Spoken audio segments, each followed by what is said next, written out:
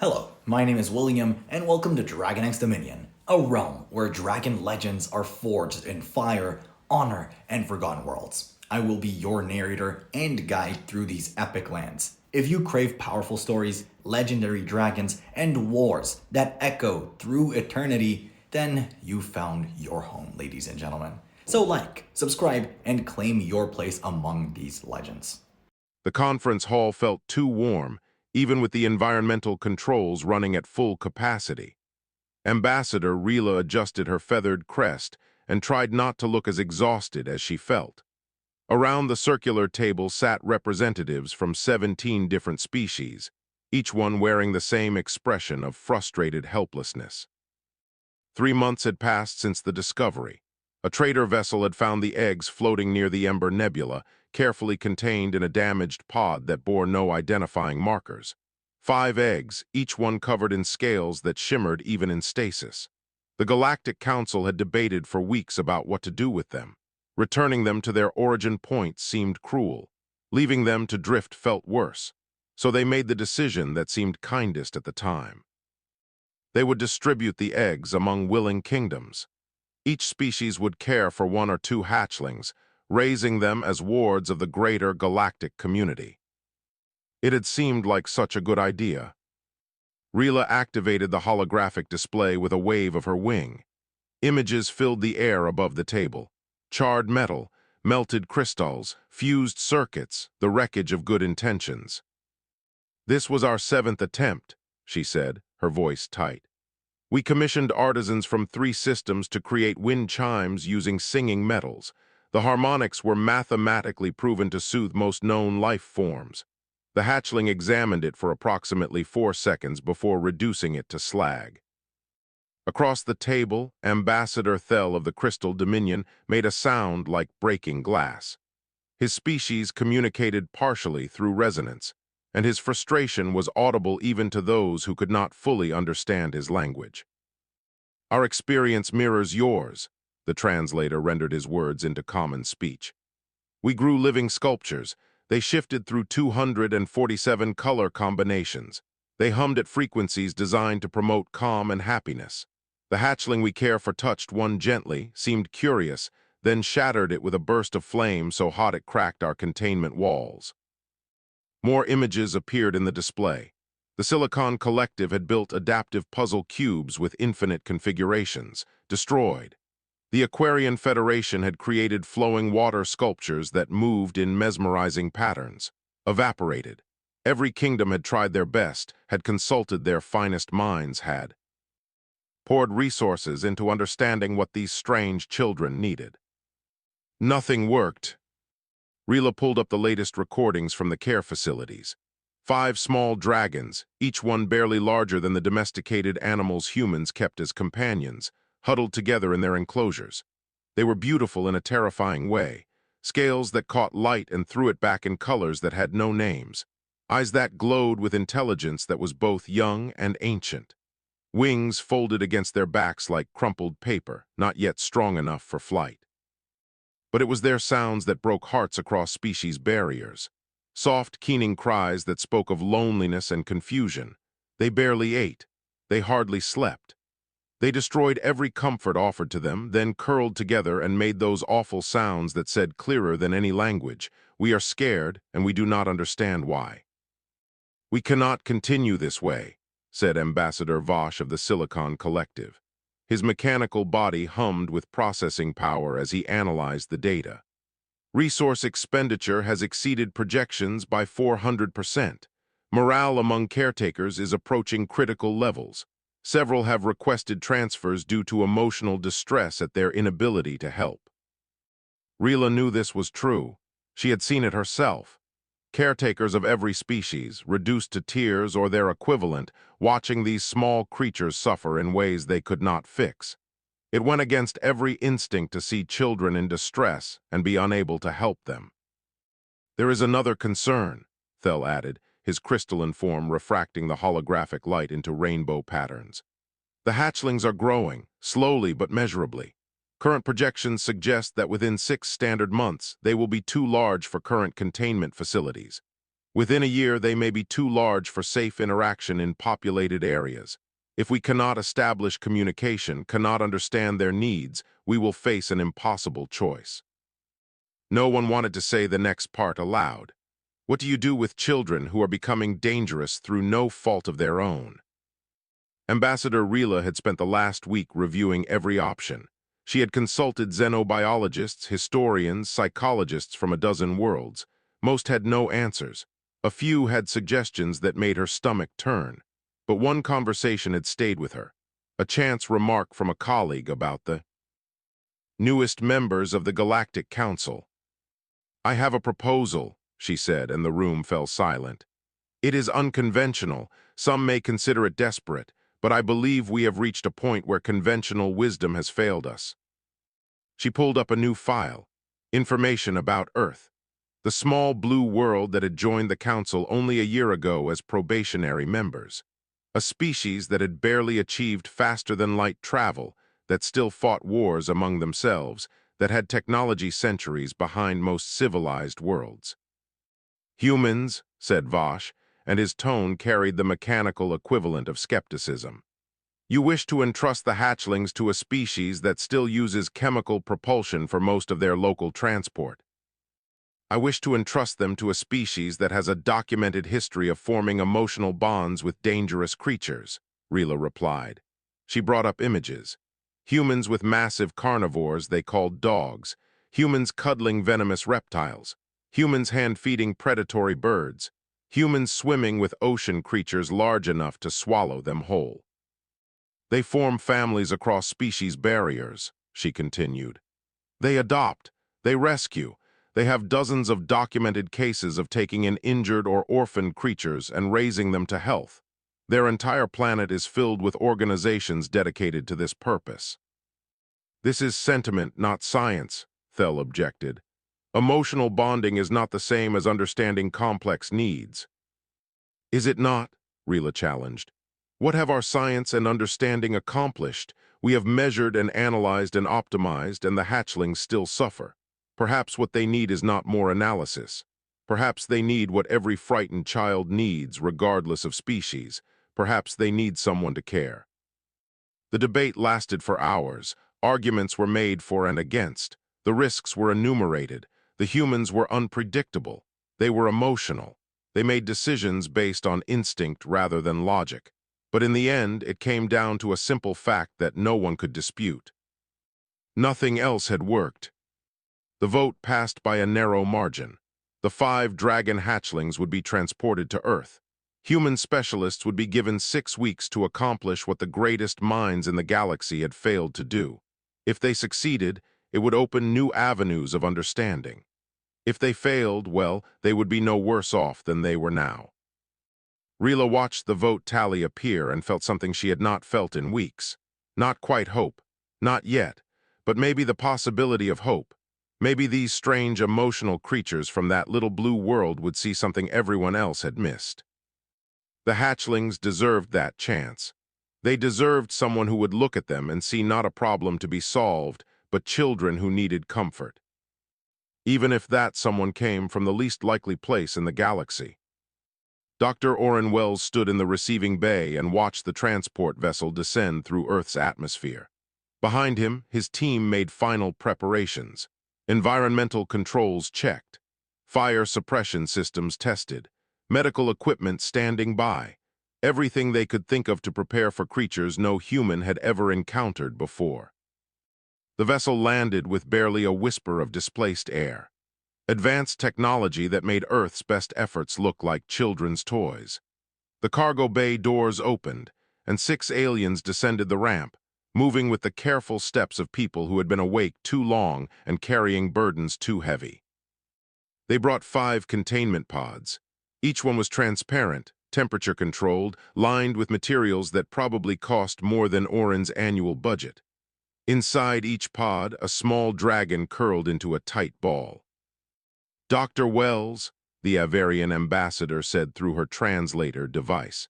Her feathered crest drooped with exhaustion. "Thank you for accepting this responsibility. I wish I could offer more guidance, but I fear we have learned only what does not work." Orin nodded and approached the first pod. The dragon inside was the smallest, her scales tinted with gold at the edges.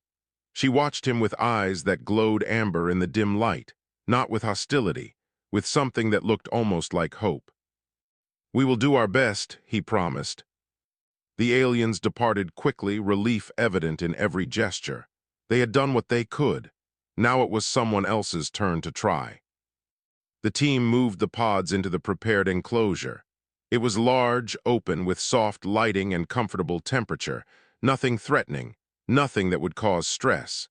They opened the pods remotely and waited. The dragons emerged slowly. They moved with the awkward grace of young creatures still learning their bodies. Legs that wobbled, wings that dragged. They sniffed the air, their nostrils flaring. Then they huddled. Together in the center of the enclosure, pressed so close they looked like one creature with 5 heads. One of the research assistants, a young woman named Bate, stepped forward with a rubber ball. Bright colors, soft texture, the kind of thing puppies loved. The largest dragon, his scales deep red like old wine, looked at the ball, sniffed it, then opened his mouth and bathed it in flame. The ball melted into a puddle of smoking plastic in 3 seconds. Bate jumped back. The other assistants exchanged worried looks. This was exactly what the reports had described. But Orin watched carefully. The dragon had not attacked. He had tested. There was a difference. The way he tilted his head afterward, the way his eyes tracked the melted remains, it spoke of investigation rather than aggression. "Everyone out," Orin said quietly. "Give them space, we watch for now." His team filed out, leaving just Orin in the observation room. He settled into a chair and simply watched. This was the part of xenobiology most people did not understand. Sometimes the most important thing you could do was nothing at all. Just observe. Just see what the creatures did when they felt safe. The dragons explored their enclosure. They touched the walls with their snouts. They tested the floor with their claws. They found the water station and drank carefully. But mostly they stayed together. A tight cluster of scaled bodies, 5 pairs of glowing eyes watching everything. Hours passed. Orin made notes, called in specialists, animal behaviorists who worked with traumatized rescue animals, child psychologists who understood fear and loss, even a paleontologist who had spent her career imagining what dinosaurs might have been like. As the sun set outside, painting the valley in orange and gold, Orin heard footsteps behind him. He turned to see a small figure in the doorway. "Hi, Dr. Wells," said Lily Harding. She was 9 years old, with bright eyes that missed nothing and a backpack that seemed to contain her entire world. Her father worked in engineering, and she had spent half her life around the research center. "Hello, Lily. Bit late for you to be here, is it not?" She shrugged and came to stand beside him, looking through the observation window at the dragons. They had finally settled down, still pressed together, but their eyes were closing. "Dad is working late. Mom said I could come see the dragons everyone is talking." She watched them for a long moment. "They are scared." "Yes," Orin agreed, "they are." "Do you know what they need?" It was a child's question, direct, honest, the kind of question adults learn to complicate. "I am trying to figure that out," Orin said. Lily watched the dragons in silence. Then she said something that made him pause. "They do not know where their mom is. None of this stuff smells right to them. Everything is new and weird, and nothing feels safe." Orin looked at her, really looked. "How do you know that?" "Because that is how I felt when we moved here from our old house," Lily said. "Everything was new. My room smelled wrong. My bed felt weird. Nothing was right." She touched the observation window gently. "My mom gave me Mr. Patches. He was old and he smelled like home. That helped a lot." Mr. Patches. Orin had seen the worn teddy bear that Lily carried everywhere. Missing an eye, fur matted from years of love, most adults would have thrown it away. But to Lily it was precious. An idea began to form. A crazy idea. The kind that would never survive a committee review. But standing there, watching 5 scared babies huddle together for comfort, listening to a 9-year-old girl who understood fear and loss in a way no amount of academic training could teach, Oren made a decision. "Lily," he said carefully, "how would you feel about helping me with an experiment?" Her eyes lit up. "Really, what kind?" "The kind where we try to help them feel safe. But it might not work, and it might mean sharing something important to you." Lily looked at the dragons. Then she looked at her backpack where Mr. Patches lived, then back at the dragons. "If they need him more than me," she said slowly, "then that is okay. That is what he is for, helping people feel better." Oren felt his throat tighten. Sometimes children understood things that adults had forgotten. Sometimes simple kindness was worth more than all the science in the world. "All right then," he said. "Tomorrow morning we try something new." That night the dragons slept poorly, waking often with soft cries. But in the observation room, Oren sat making notes about a different approach. Not more technology, not more analysis, just the simple offer of something soft to hold when the universe felt too hard. Sometimes the best solutions were the simplest ones. He just hoped he was right. Lily arrived at the research center. Just after breakfast, her backpack bouncing against her shoulders. She found Dr. Wells in the observation room, surrounded by nervous staff members who kept glancing between him and the dragons. "Are you certain about this?" Bate asked. "Those creatures have destroyed everything given to them. If something goes wrong, if the child gets hurt." "Then I take full responsibility," Oren said firmly. "But I do not believe they will hurt her. Aggression requires intent. These babies have shown investigation, not malice." Lily set her backpack on a table and pulled out Mr. Patches. The teddy bear looked even more worn in the bright laboratory lights. One button eye dangled by a thread. His stuffing had shifted over the years, leaving him lumpy and uneven. But he smelled like home, like safety, like every bedtime story and every bad dream survived. "You sure about this?" Oren asked her gently. Lily nodded. She was scared a little. The dragons were beautiful, but they were also fire-breathing creatures who could melt steel.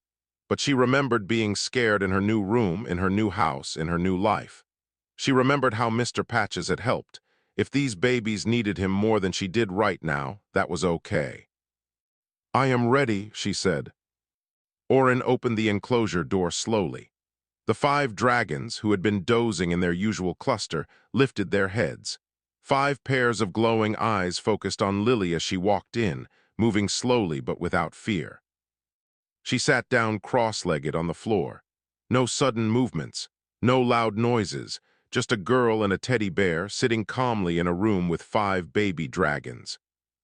The smallest one, the golden-tinted female the staff had started calling Goldie, raised her head higher. Her nostrils flared, catching scents. The other 4 watched but did not move. Goldie unwound herself from the cluster and took a tentative step forward. Lily held very still. She placed Mr. Patches on the floor in front of her. In the observation room, every human held their breath. This was the moment everything else had failed. This was when the flames came, when destruction replaced curiosity. Goldie approached slowly, each step careful. She extended her neck, her warm breath washing over the teddy bear. Up close, Lily could see the intricate patterns in her scales, the way they caught light and held it. She could hear the soft sound of the dragon's breathing, could see the intelligence in those. Amber eyes. Goldie sniffed the teddy bear, once, twice. Her eyes widened slightly as if she had found something unexpected, something important. She did not breathe fire. Instead, she gently touched Mr. Patches with her snout. A soft chirping sound came from her throat, not distress, something else, something that sounded almost like recognition. Then, with movements so careful they looked choreographed, Goldie picked up the teddy bear in her teeth. The same way a cat carries a kitten, the same way a mother moves something precious. She carried Mr. Patches back to where the other 4 dragons waited. Lily watched, hardly daring to breathe. Goldie placed the teddy bear in the center of the cluster. The other 4 dragons immediately crowded close. They pressed their faces against the worn fabric. They made soft sounds, no longer keening, but something warmer, comforted. Then, for the first time since they had hatched, all 5 dragons settled down together around the teddy bear and closed their eyes. Not the fitful half-sleep they had shown before. Real rest, real peace. In the observation room, someone gasped. Bate had tears running down her face. Other staff members stood frozen, witnessing something they had not thought possible. Lily slowly stood up and walked back to the enclosure door. Orin let her out, then pulled her into a gentle hug. "How did you know?" he asked. "I did not know," Lily admitted. "But Mr. Patches always helped me feel better. I thought maybe he could help them too." One of the child psychologists, Dr. Yuki, stepped forward. She had been watching everything with intense focus. "The teddy bear is not new," she said slowly, working through the implications. "It has history, emotional history. All those other toys were fresh from fabricators or workshops. They smelled like manufacturing, like sterile creation." "But Mr. Patches smells like love," Lily said simply. Orin felt the pieces click into place. Every toy the aliens had created had been perfect, optimized, brand new. They had approached the problem with logic and science. They had made things designed to comfort, but design was not the same as experience. Those toys had no history, no emotional resonance. Mr. Patches had been loved for years, held through nightmares, clutched during thunderstorms, carried on trips and moves. Every moment of comfort had soaked into the fabric, had become part of what the teddy bear was, not just stuffing and cloth, but a repository of safety and care. And somehow the dragons could sense that. "They are empathic," Orin said aloud. "Not just intelligent, they feel emotion in objects, in places. They were not rejecting the toys because they were wrong. They were rejecting them because they were empty of feeling." The implications cascaded through his mind. This changed everything they thought they knew about dragons, about how they perceived the world, about what they needed. Within an hour, Ambassador Rila and the other alien delegates were contacted. They arrived at the research center expecting to see more failure. Instead, they found 5 baby dragons sleeping peacefully around a worn teddy bear, while a 9-year-old human girl explained what every species in the galaxy had missed. "They just needed something that somebody loved before," Lily said. "New stuff does not have that yet. It has to be loved first." Ambassador Rila stared at the scene before her. Her species had created beautiful things, perfect things, but they had forgotten that perfection and comfort were not the same. That sometimes what frightened children needed was not the best toy, but the toy that had already comforted someone else. "Can you replicate this?" she asked Dr. Wells. "Can humans provide more objects like this?" Orin smiled. "Ambassador, humans throw away perfectly good things all the time because they are old or worn. We have entire warehouses full of donated toys, blankets, stuffed animals that children have outgrown, things that have been loved but are no longer needed." He looked at the sleeping dragons. "I think we can help." As the day went on, the dragons woke briefly, ate the food offered to them for the first time without reluctance, then went back to sleep curled around Mr. Patches. They took turns being closest to the teddy bear, sharing the comfort it provided. Lily watched them from the observation room, leaning against her father who had come to see what his daughter had accomplished. She felt a little sad to see Mr. Patches with someone else, but she also felt something bigger, something proud and warm. She had helped in a way no scientist or ambassador could. She had shared something precious, and it had made scared babies feel safe. Sometimes the most important things you could do were also the simplest. Sometimes all anyone needed, human or dragon or anything else, was something soft to hold, and the knowledge that someone cared enough to share it. News traveled fast through the Galactic Council networks. Within days, every species knew about the breakthrough. A human child had accomplished what teams of experts had failed to do. The response was mixed. Some species were fascinated. The Aquarian Federation sent a delegation to observe and learn. Others were skeptical. The Silicon Collective maintained that emotional simulation programs were more reliable than worn toys. But no one could argue with the results. The dragon babies were eating, sleeping, and showing signs of genuine contentment for the first time. Dr. Wells sat in his office reviewing the flood of messages. Questions, requests for data, some criticism from those who felt it was luck rather than insight. But one message made him smile. It was from a human organization called Operation Comfort, a group that collected donated toys and blankets for children in hospitals and disaster zones. They wanted to help. They had warehouses full of exactly what the dragons needed.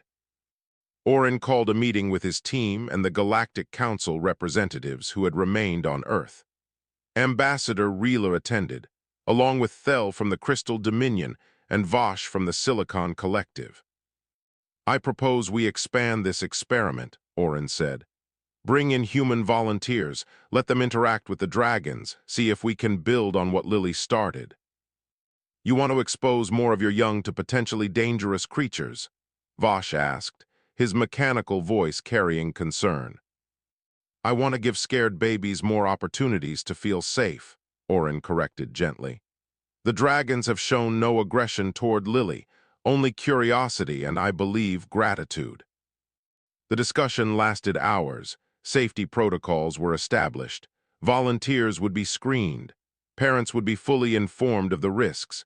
But in the end, the council approved a 6-week trial program. 12 human children were selected, ages 7 to 12, all from families connected to the research center. Each child brought something precious. Tommy carried a blanket his grandmother had knitted before she passed away. Sophie brought a stuffed rabbit missing one ear. David arrived with a collection of smooth stones he had gathered from rivers on 3 continents. The first group session was scheduled for a warm afternoon.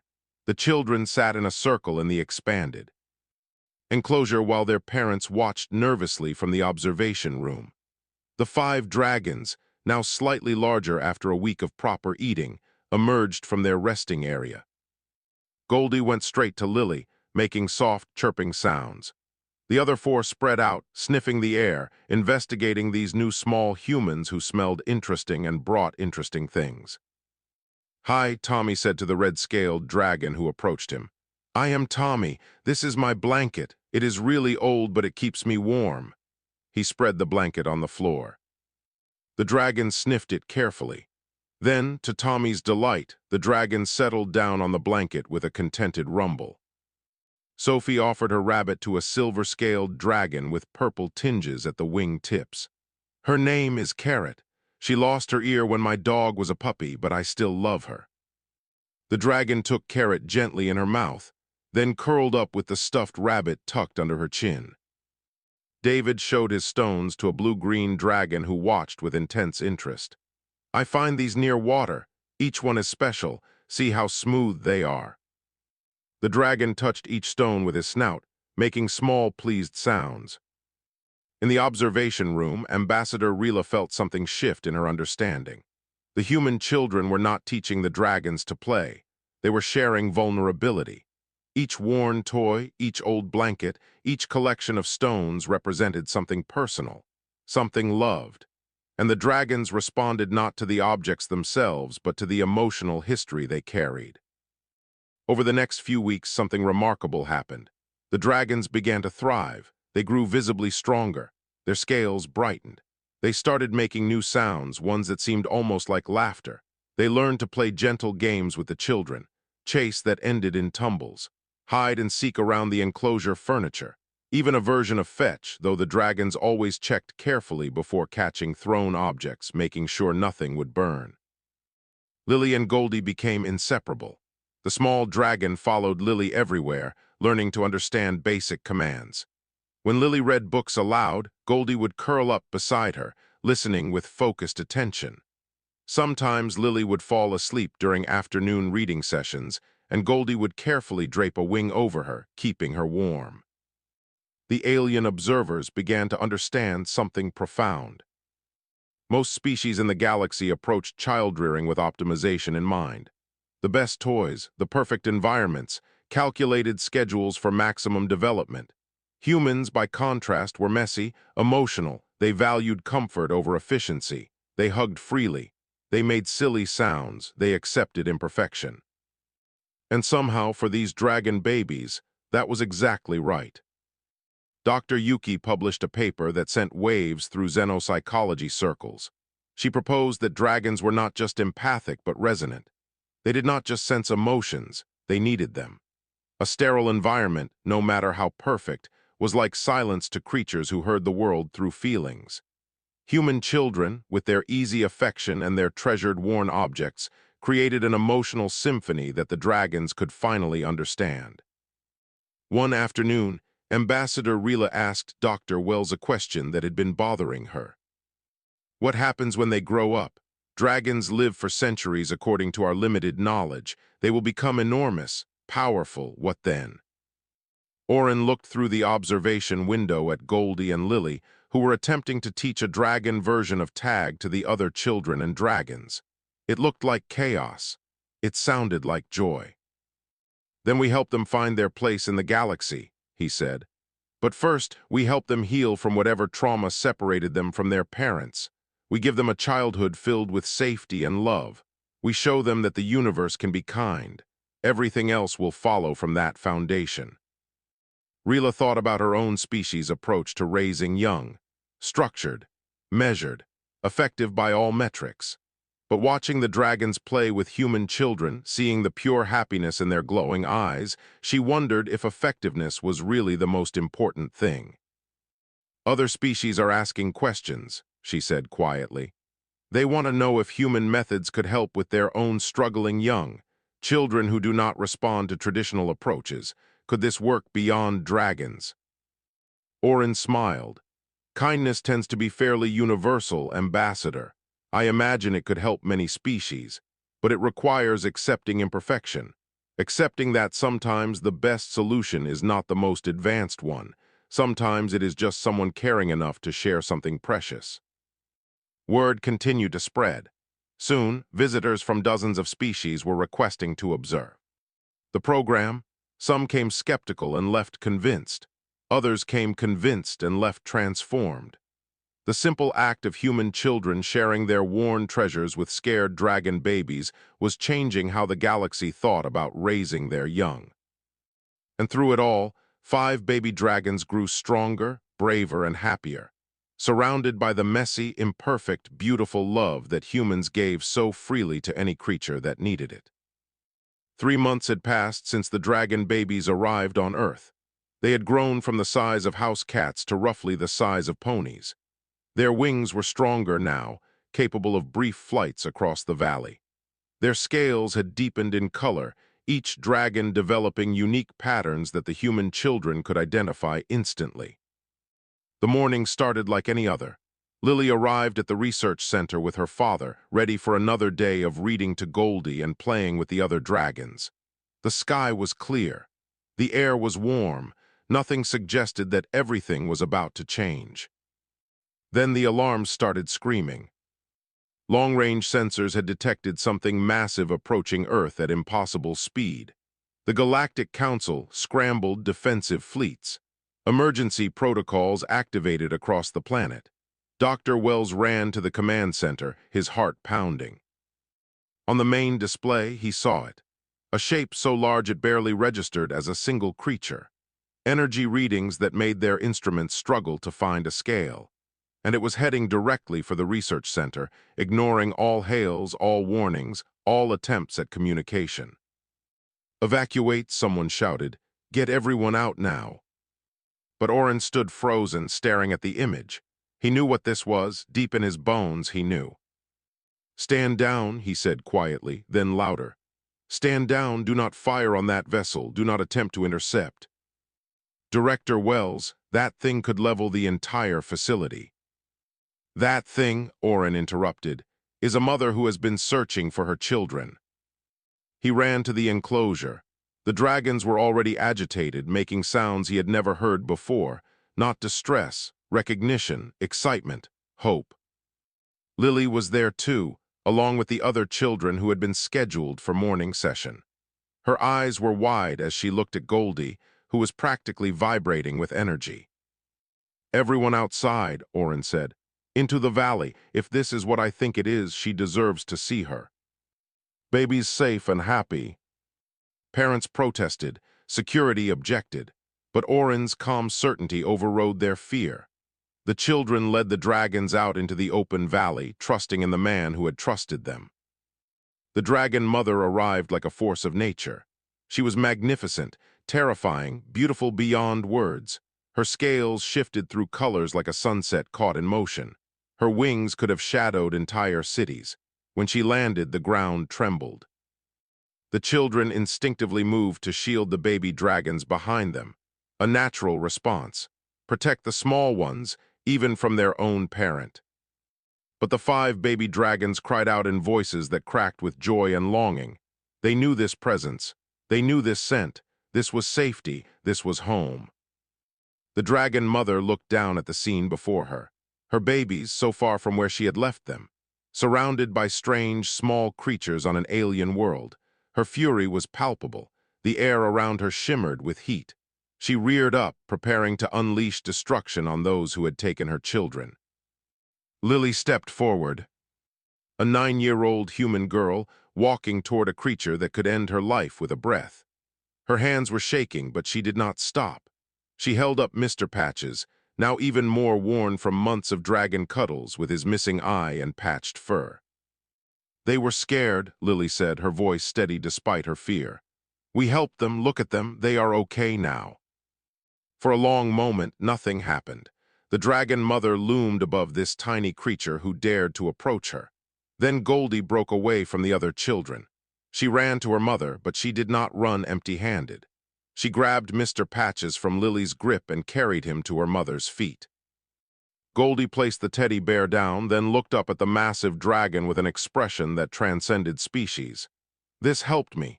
This is important. These beings cared. The dragon mother lowered her enormous head. She sniffed the teddy bear, and in that scent she read everything. The love embedded in worn fabric, the comfort given freely by a child to creatures she had never met, the safety offered without expectation of reward. Understanding flowed through her like water through stone. These strange beings had not stolen her children. They had saved them. Ambassador Rila arrived with Galactic Council security forces, ready to intervene. Instead, she witnessed something unprecedented. The dragon mother bowed her massive head to the assembled humans, particularly to the children. It was a gesture of profound respect in dragon culture, a recognition of debt that could never fully be repaid. A translator device was brought quickly.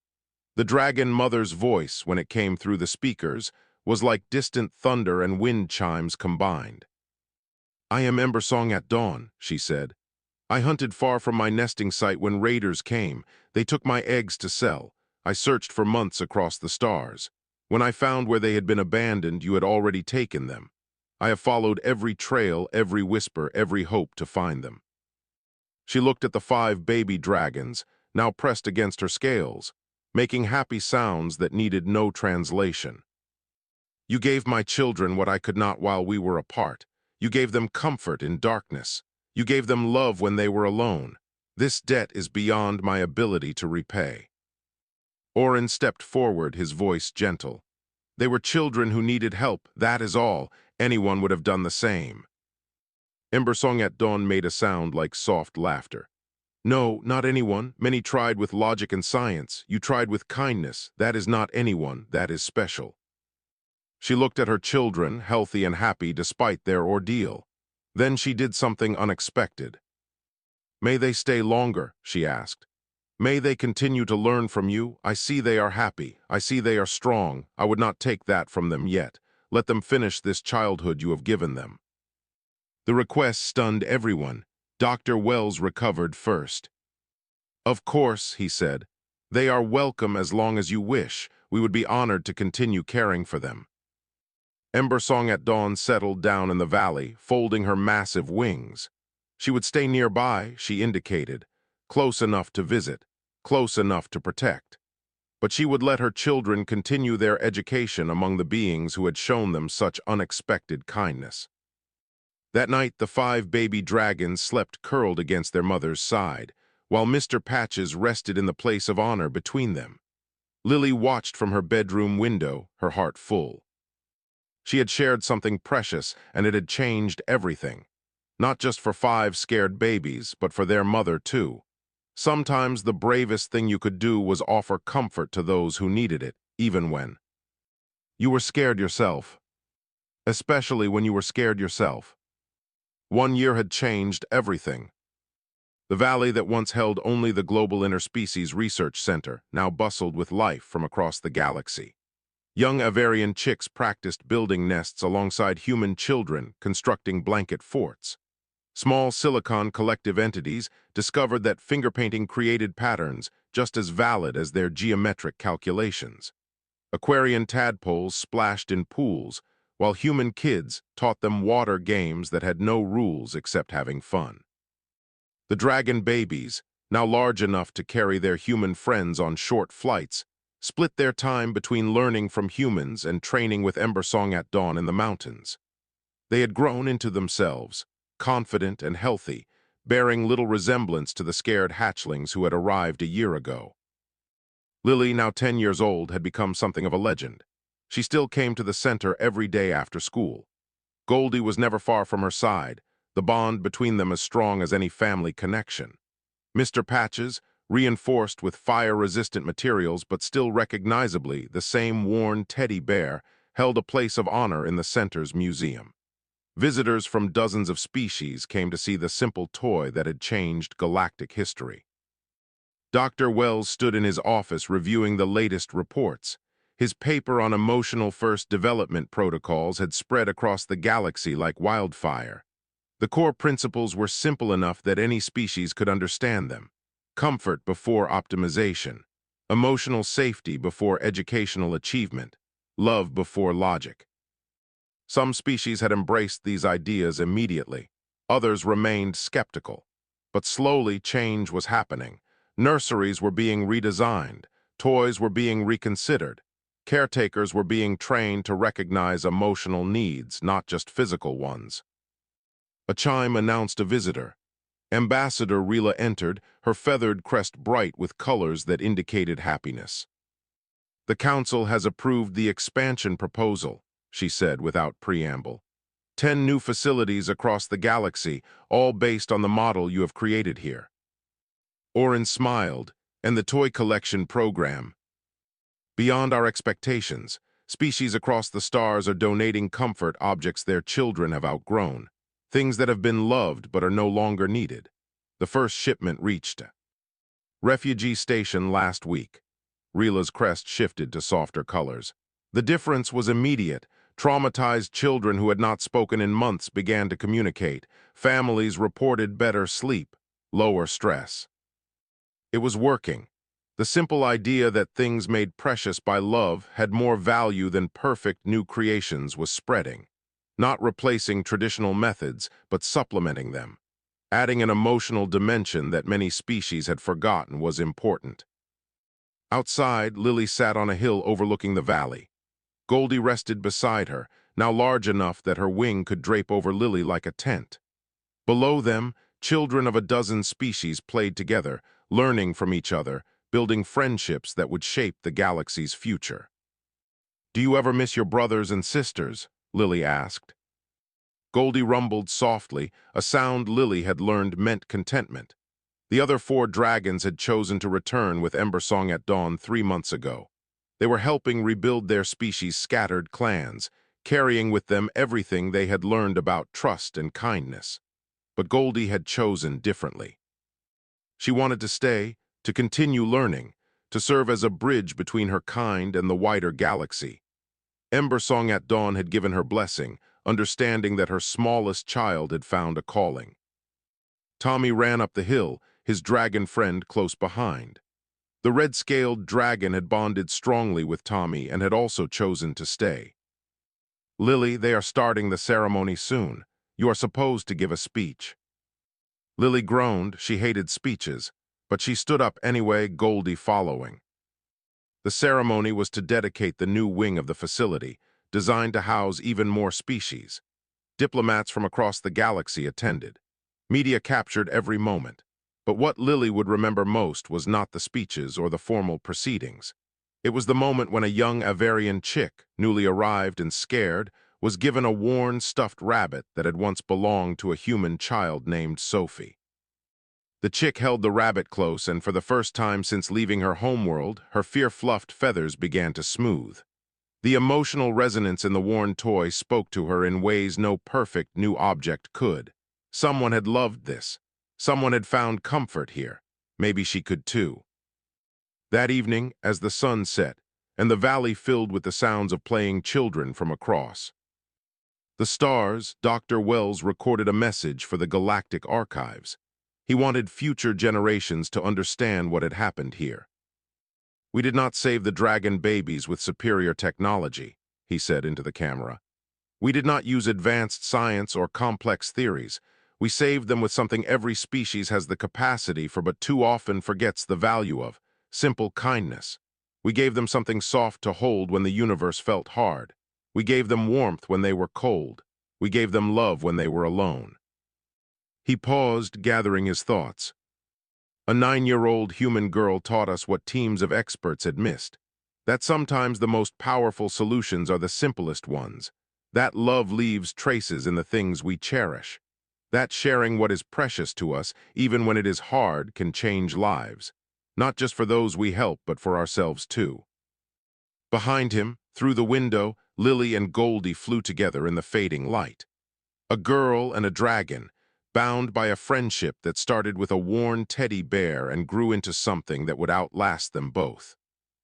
"We cannot solve every problem with kindness alone," Wells continued. "But we can remember that before we try to fix things with technology or logic, we should ask what the scared and lonely truly need. More often than not, the answer is simpler than we imagine. They need to know someone cares. They need something soft to hold. They need proof that they are not alone." The recording ended. Wells saved it to the archives and shut down his terminal. Tomorrow would bring new challenges, new species seeking help, new children needing comfort. But tonight, he just wanted to sit in the valley and watch the community they had built. Embersong at dawn flew overhead, her massive form silhouetted against the stars. She visited often, bringing gifts from the rebuilding dragon clans. Stories, knowledge, friendship. The relationship between dragons and the wider galaxy was being rebuilt on a foundation of trust that started with a child's willingness to share her teddy bear. Years would pass. The children would grow. Some dragons would leave to find their own paths. Others would stay to help new arrivals. The facility would expand and change, but the core principle would remain the same. When someone is scared and alone, offer them comfort. When someone is lost, help them feel found. When someone needs safety, give them something soft to hold and let them know they matter. It was not complicated, it was not particularly scientific, but it worked. And sometimes that was enough. Lily sat with Goldie on their favorite hill, Mr. Patches resting between them, and watched the stars come out. Somewhere up there, other beings were scared. Other children needed comfort. Other families were being rebuilt. But here in this valley, on this small blue planet, they had proven something important. Kindness was not weakness. Love was not foolishness. And sometimes the most valuable thing you could give someone was something you had already loved yourself. The galaxy was learning, slowly, imperfectly, but learning. And it had all started with a worn teddy bear and a girl brave enough to share it.